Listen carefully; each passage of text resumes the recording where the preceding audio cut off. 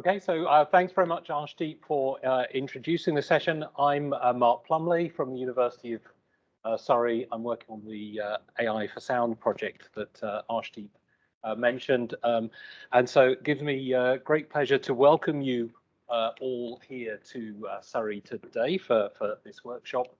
If anyone's a bit cramped by the door, we've got plenty of spaces left near the front here if you want to be able to move. But our first speaker up this morning is Girmaw Abebe Tadesse from Microsoft AI for Good Research Lab, where he's a principal research scientist and manager. Girmaw was previously here presenting a workshop related to home well-being and sound for home well-being a couple of years ago. Here, this time he's presenting remotely for us on key AI for good practices to enhance sustainability of AI. So without more ado, I'll hand over to Girmaw. Over to you.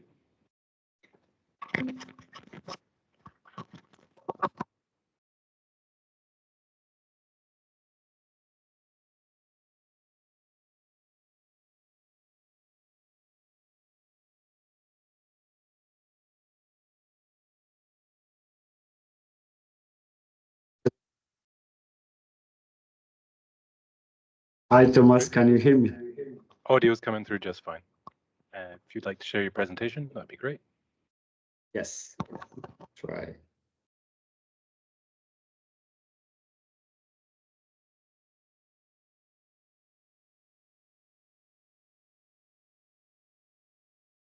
Hope all's good on your side. Could you confirm?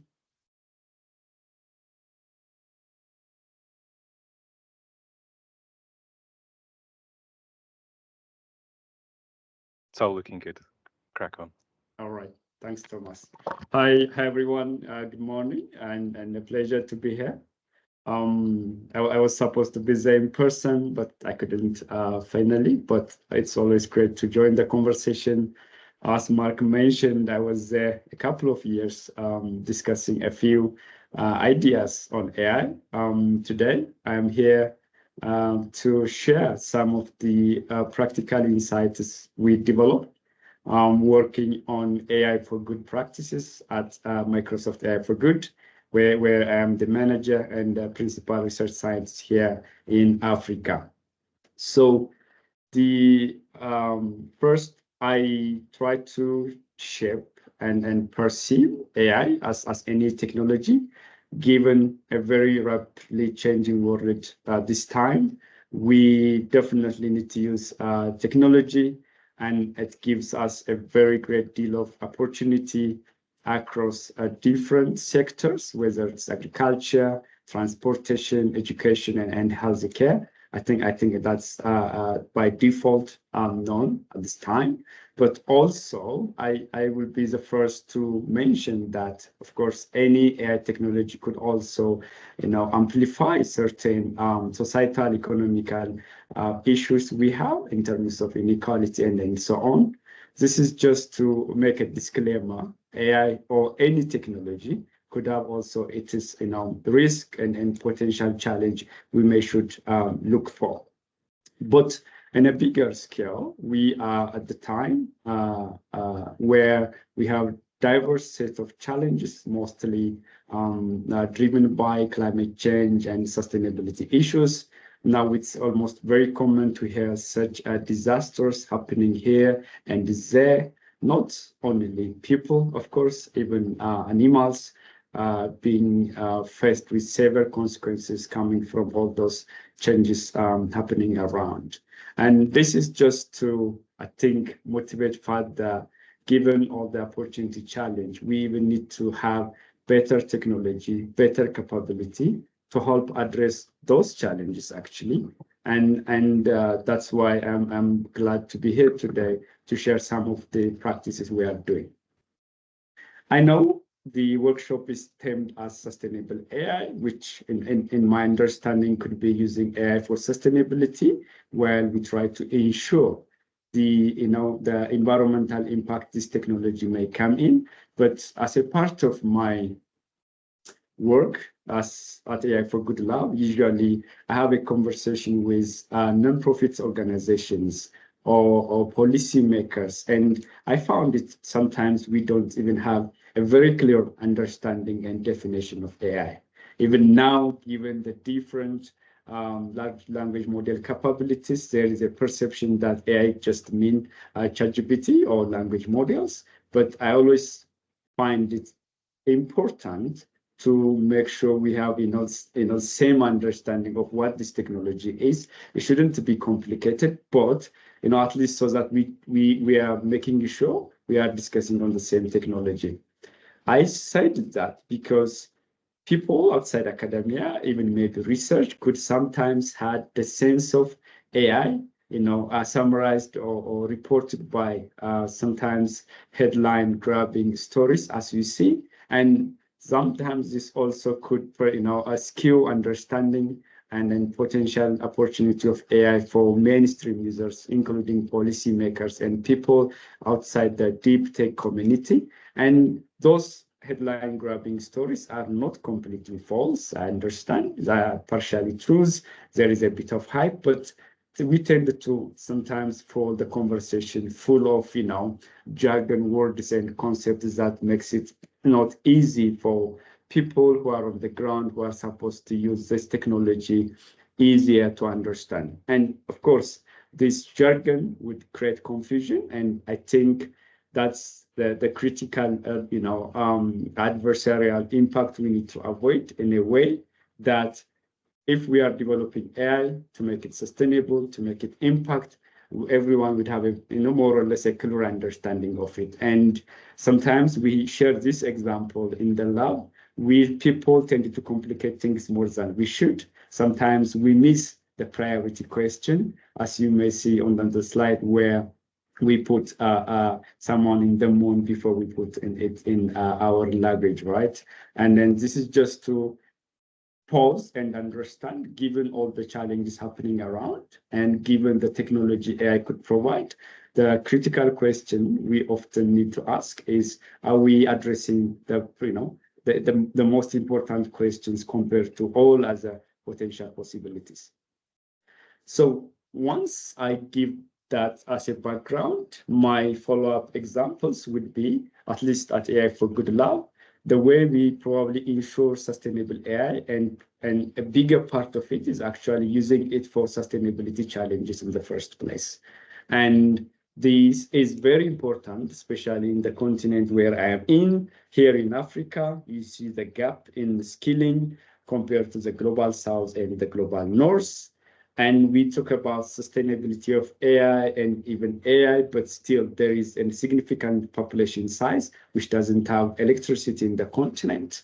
And we mentioned already the impact of climate change and sustainability questions, where early warning systems are critical to inform the population on the ground, but still there is a gap there. And we could do a lot, but we focus at my AI for Good Lab on very specific topics that are closely aligned with the challenge I just mentioned.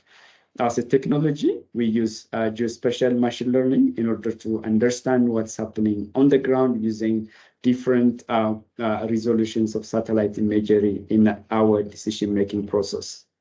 Those include population and migration movement understanding, food and water security pattern, and of course, disaster. Even last week or so, we had severe flooding disaster here in Nairobi, Kenya, and we are aiming to use AI and similar technology to help understand those problems.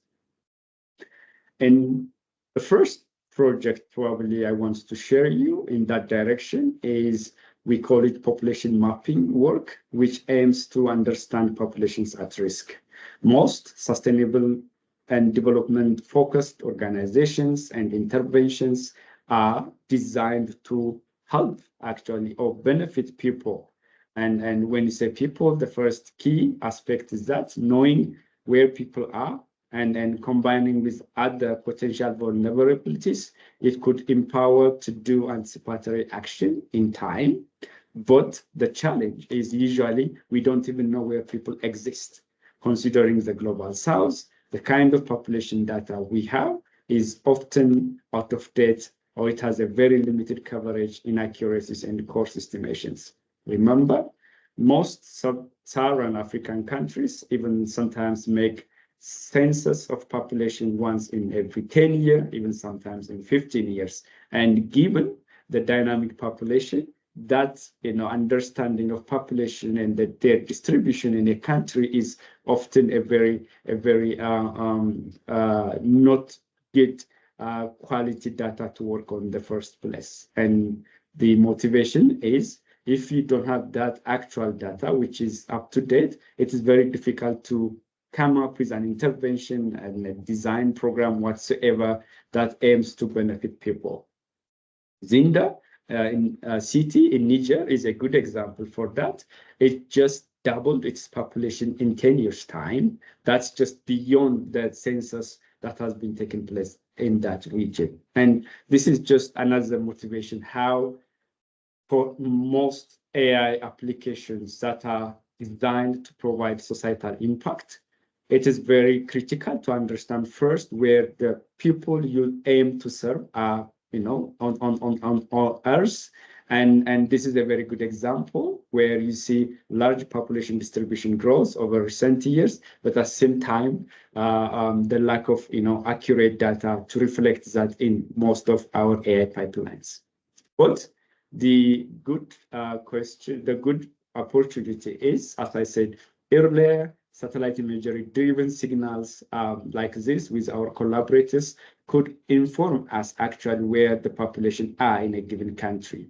The existing external data sources, planet imagery sources, Sentinel whatsoever, that are available out there with different granularity, at least they could give you more up-to-date information on what's happening on the ground compared to a census data that happened 10 years ago. And what you see on red is buildings that are detected as a part of this project in 2012, Q1, but after 10 years, when the population is estimated to be doubled, we could easily pick the new buildings that are generated. And such understanding of expanded distribution of population could inform any decision maker to in their follow-up, sustainability focused intervention. One quick example, the reason actually why, one of the reasons I didn't join you in person is in Kenya alone, we had severe flood crisis, last week and even a week before, which is expected to have its own impact longer term. It's that clear understanding of where population are, where buildings are, where key infrastructures are, using in external data sources like Planet would help you to intervene in a way because you understand the damage impact and potentially know how key infrastructures that are overlaid on geospatial data are affected by that. And this is one good example, and actually even practical. We developed this dashboard for the government here in Kenya so that they could manage the intervention and the response for the flood that happened all over the country.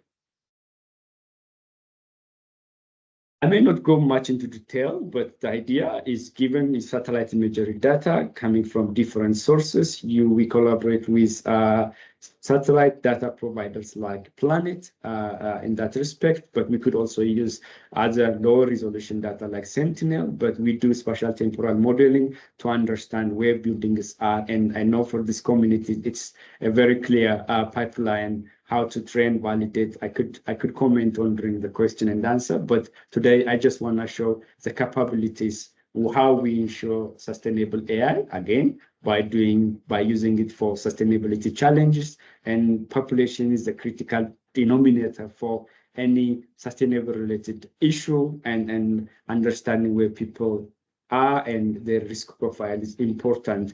That could be even projected, not just only natural disasters, but also to understand other critical problems, whether it is disease burden or food insecurity. We could expand it into agriculture and then similar challenges, and also understanding the climate-induced migration of people movement and so on. I mentioned that because it's one key project we are doing that could be also calibrated for different use cases. But just to give you a snapshot of sustainable projects that are trying to use AI, and we are trying to collaborate with domain experts here in Kenya with my team at Tadesse. Those include food and water security. Sometimes, as a technologist, you may not think how problems in the ground could be tricky. One good example is that for achieving food security in a country, you may expect that expanding irrigation practice is a key solution forward, but that expanded irrigation practice may actually adversely impact the water security. That may, come back with another societal challenge going forward. And how to understand this conflicting requirement between food and water security is a project we are doing in collaboration with the Nature Conservancy here in Kenya. Most of my examples may have focused on people, agriculture, but it's also wildlife that are at risk of such, climate-induced challenges. If some of you have a chance to come to Kenya, tourism and its wildlife ecosystem is a critical component of the economy. But the challenge is nowadays when people, due to climate and other related challenges, when they settle nearby the wildlife ecosystem, there is a conflict that is arising because the wildlife might attack the cows, the cattle of the pastoralists living abroad, living nearby, and then the pastoralist will try to revenge back the wildlife using poisoning or other, traditional methods. For institutions like Kenya Wildlife Trust, the important step is trying to mitigate this conflict from happening. And again, we use satellite imagery to provide the risk profile of buildings and wildlife ecosystem in that area so that they could put the right intervention. I know we are based in Kenya, but our projects could go beyond Kenya. And the fourth project is, for example, using old aerial photos in Namibia to understand long-term environmental changes on the ground. This is like a kind of aerial photo taken 80 years ago, where their aim was to understand urban planning for military purpose and whatsoever. They are actually now at different museums and archives. So one project we are collaborating with Princeton is trying to use actually this almost forgotten data source to understand long-term environmental impacts. Again, the population mapping I already mentioned, the malnutrition project I already I could discuss later if I have the time. It seems like I have, so I will just try to dive into a few of them. We already understand AI for agriculture, but I'm here trying to tell the story that it's not the technology that is the most important part. Nowadays, it's probably the simplest pipeline in the process, but the key is how it addresses critical challenge on the ground. This is another example here in Kenya, where have one county called Muranga County, known for its tea and coffee market. The challenge is EU anti-deforestation law recently approved. It asks farmers and producers that bring coffee to European markets needs to prove that the coffee doesn't come from a deforested land. That is a good law in a way to keep forestry and sustainability intact. But the challenge is majority of the coffee producers are actually small-scale farmers, which doesn't have the capability to geotag their coffee farmers and provide that compliance EU anti-deforestation law requires. And Kenya's top coffee markets are actually in Europe. So it's a very critical issue for the government and for small-scale farmers to have this compliance, at the same time expand their market and improve their sustainability. This is where, again, the similar technology I have mentioned earlier could chip in, so that given the county, we could provide land use land cover maps that are over time, and hoping that this sort of information could help them achieve the compliance required. I already mentioned the conservation issue here in Masai Mara in Kenya, where AI is again used to understand the pattern of people living near around the wildlife ecosystem, which is a very important data for institutes like Kenya Wildlife Trust to understand where are the people distributed in this ecosystem, where did they move, what is the risk profile given a mobile wildlife ecosystem there. Another project in the public health space is also what we call forecasting malnutrition hotspots in Kenya.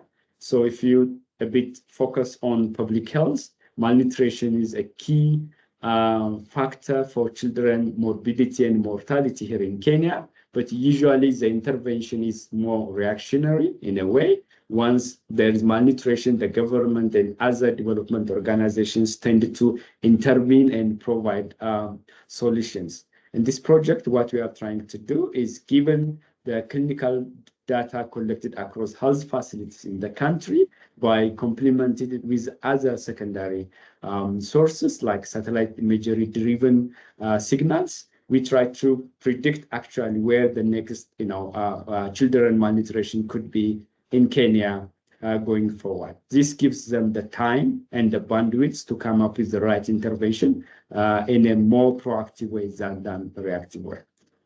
So far, I was just trying to put a few examples when I mentioned that using AI for sustainability issue is another way of ensuring its own sustainability, and you could solve that different projects that cover in food and water security, sustainability of wildlife conservation. Public health were a few examples and projects we are doing it here in Microsoft AI for Good Lab. But as my abstract mentions, what have I understood over the last years in making AI the right way, in a way it could be impactful, it could be sustainable, and following are a few examples I hope I want to share with you today. Before anything, I don't know if you had a chance to see every project I mentioned. We are AI for Good Lab. We are AI researchers. Personally, I have been working on AI since my master's thesis 13 years ago, actually.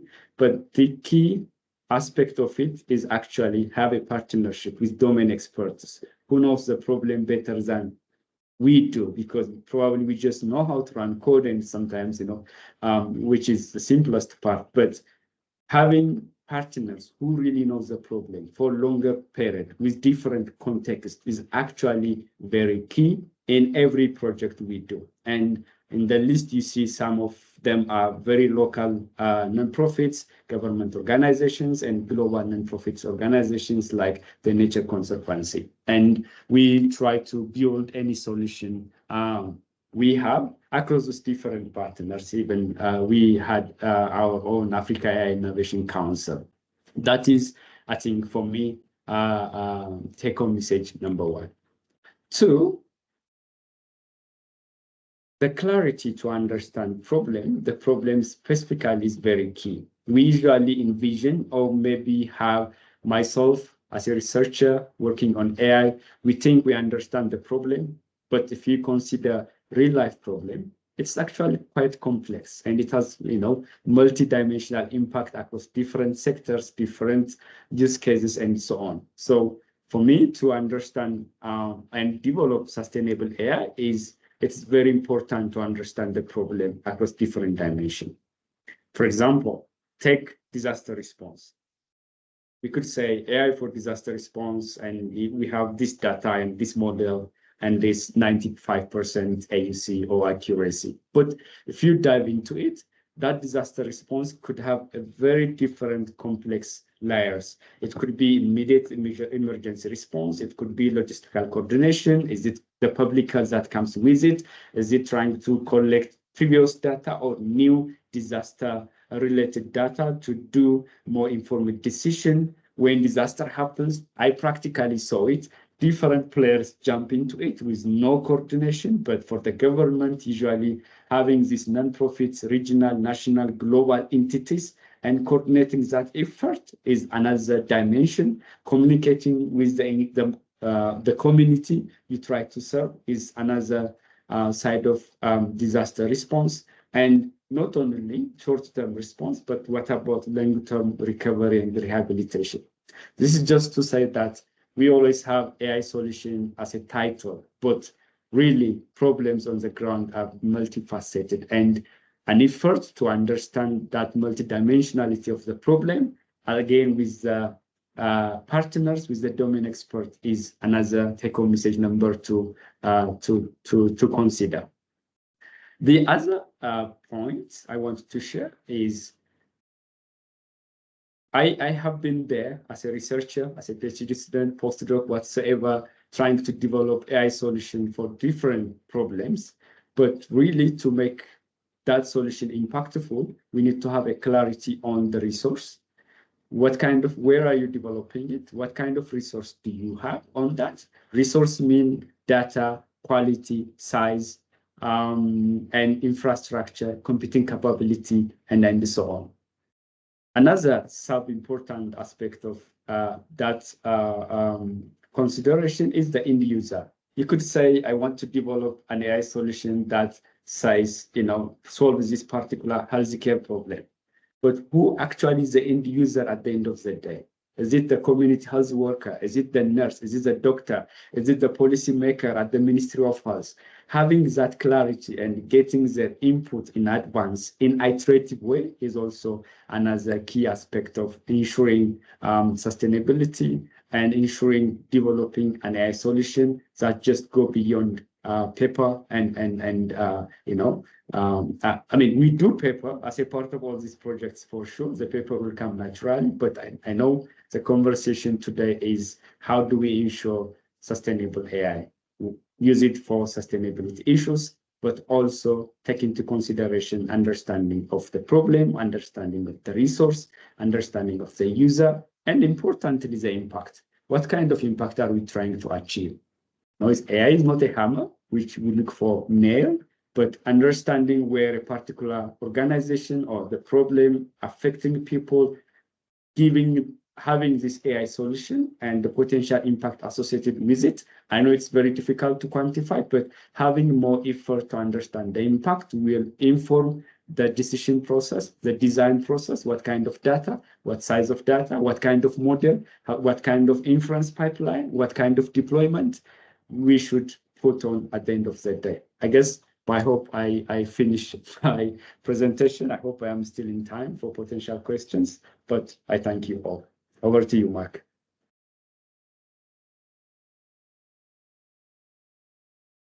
Okay, thank you very much, Girmaw, for that fantastic presentation. So we've got time for some questions. I think we have an extra microphone to run around the room.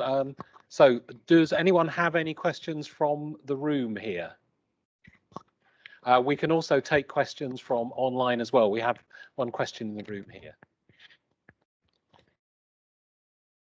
Hello. Thanks very much Hello. for your presentation. Hello, my name's Dr. Fiea Leśniewska, and I'm in the School of Law here at Surrey. And one of the things that you emphasised, and I think it's incredibly important, is that the information can be provided, but then the solution needs to be acted upon, and whose hands information goes into.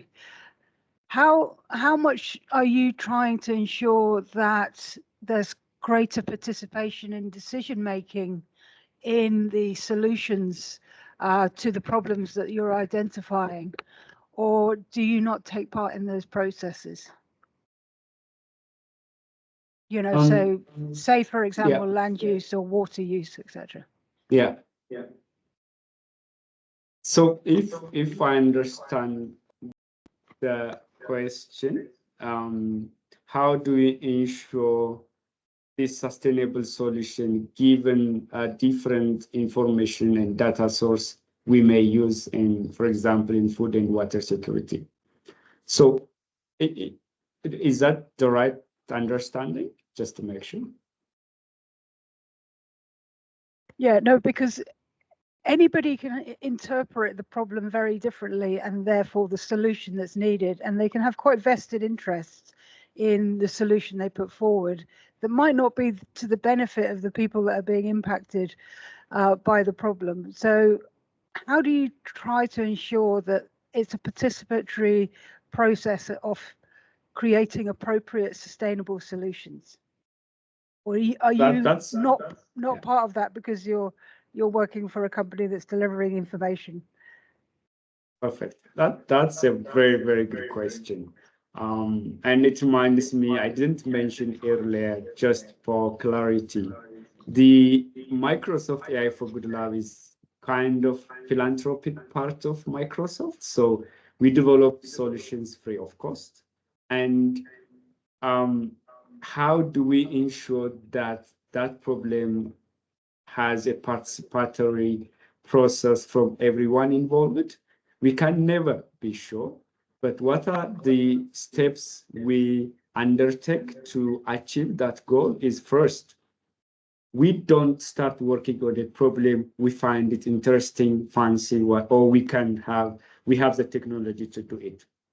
Our workflow actually is anyone with a problem could approach us. That's why you see all those partners. And for us, the question is, let's understand the problem. Let's understand where you're coming from. And is even a solution needed for this problem as far as we are concerned? And again, what kind of impact are you going to achieve? And we try to understand, we try not to dictate because we don't know the domain knowledge, whether it is food security, public health, energy, whatsoever. As I said, we are just AI researchers. And we have that iterative conversation with the people that bring the problem to us, whether it is a government agency, whether it is non-profit. And we try to put our thought on it, and we feel that the problem is actually sounding. The problem has more impact, not just for the collaborator that comes with that, but the people on the ground. And then that's how we select a project from multiple other candidate projects, because it's free, so everyone wants to work with us, as you may know. And still, you can never be sure, but at the end of the day, we try to have that understanding of the problem, the people brought that, the organizations that brought that, and most projects, we try to include different players into it. You could see it from government side, from non-profit side. And sometimes we have people that tries to validate the solution and all that at the ground level. These are our efforts. Does it guarantee that everyone is involved? No, but at least we are trying a few steps on that direction. Okay, thank you. We have time for another question or two. Yes.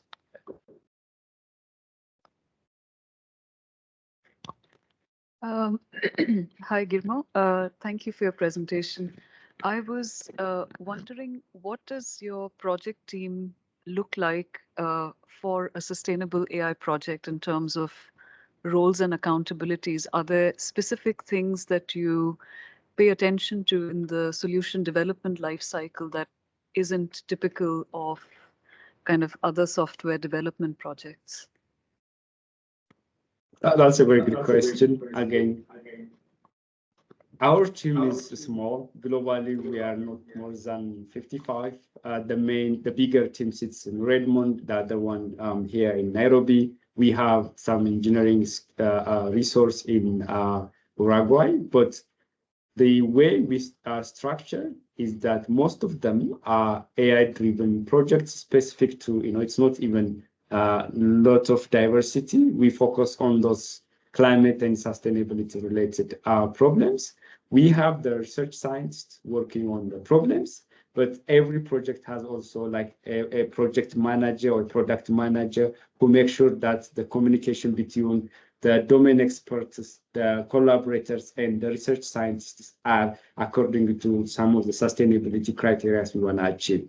That person is responsible to make sure that the ethical process is followed, lawyers from their side are followed, data is protected, and solutions are delivered accordingly. And if that gives you the whole spectrum, research scientist, project manager, and collaborators are often the three key pillars of any project I have shown today. And in addition to that, as you may know, we have also Microsoft Responsible AI, pipeline where we put our effort to make sure we follow that guideline. Okay, we have time for another one or two questions. Are there any questions online? Don't see any more questions from the room. So actually, I had one more question from me, Girmaw.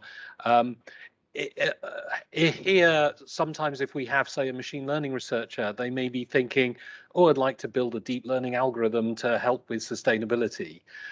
But I think the skills that perhaps researchers need are much more than this. Maybe you could give an idea of what you think future AI and sustainability researchers will need to learn in order to really contribute towards AI for sustainability.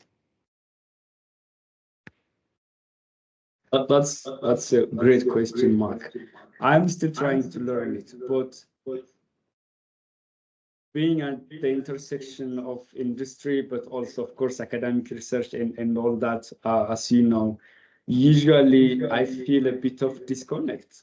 In a way, the domain experts, players on the ground, whether it is IOM or World Food Program or a particular African government or, American Red Cross, the capability and the demand is often different from the kind of conversation we have in academic conferences, the kind of data sets we always try to employ, that competitiveness of just outperforming the latest model in town just with a tiny margin. I sense that disconnect. And for me, the bigger question is, what is the gap in there? I had a chance to speak with one executive of one of those nonprofits. She mentioned in one sentence, my plan is to use AI and other technologies so that I could understand what's happening on the ground on my dashboard when I go to my office in the morning. That is her dream. But she told me, the reality is that I don't even know by heart, like with one step, how many, Kenyans or Ukrainians are in my global nonprofit organization. And the process should be trying to understand the current gap and trying to make that organization or this executive to that bigger goal. So again, if I come to your question, always understand the gap and what are the domain experts who at the end of the day you expect to use your AI solutions. What do they really need and what is their gap?